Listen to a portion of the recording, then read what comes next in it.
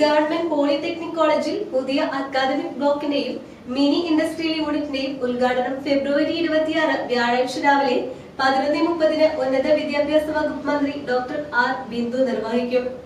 സാങ്കേതിക വിദ്യാഭ്യാസ വകുപ്പിന്റെ കീഴിൽ പ്രവർത്തിക്കുന്ന പെരുമ്പാവൂർ കൂവപ്പടി ഗവൺമെന്റ് പോളിടെക്നിക് കോളേജിന്റെ പുതിയ അക്കാദമിക് ബ്ലോക്കും വിദ്യാർത്ഥികൾക്ക് പ്രായോഗിക പരിശീലനവും തൊഴിലവസരങ്ങളും നൽകാനായി ആരംഭിക്കുന്ന മിനി ഇൻഡസ്ട്രിയൽ യൂണിറ്റിന്റെയും ഉദ്ഘാടനം ഫെബ്രുവരി 26 വ്യാഴാഴ്ച രാവിലെ 11:30 ഉന്നത വിദ്യാഭ്യാസ വകുപ്പ് മന്ത്രി ഡോക്ടർ ആർ ബിന്ദു ഓൺലൈനായി നിർവഹിക്കുമെന്ന് പ്രിൻസിപ്പൽ മായാബെൻ വാർത്താ സമ്മേളനത്തിൽ അറിയിച്ചു.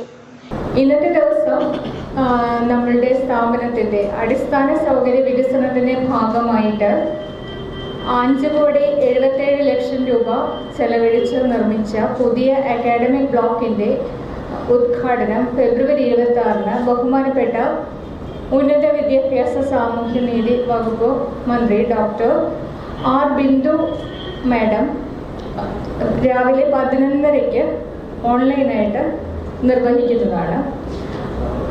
അതിനോടൊപ്പം അക്കാദമിക് ബ്ലോക്കിന്റെ പ്രവർത്തനം ഉദ്ഘാടനത്തോടൊപ്പം തന്നെ കേരളത്തിലെ ഉന്നത വിദ്യാഭ്യാസ മേഖലയിലെ ആദ്യത്തെ സംരംഭമായ പോളിടെക്നിക്കുകളിലെ മിനി ഇൻഡസ്ട്രിയൽ യൂണിറ്റിന്റെ ഉദ്ഘാടനവും അന്നേ ദിവസം ബഹുമാനപ്പെട്ട minister നിർവഹിക്കുന്നുണ്ട്.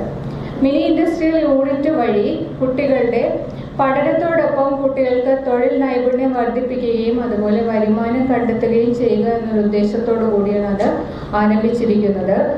MLA advocate Eldhose Kunnappilly അധ്യക്ഷത വഹിക്കും.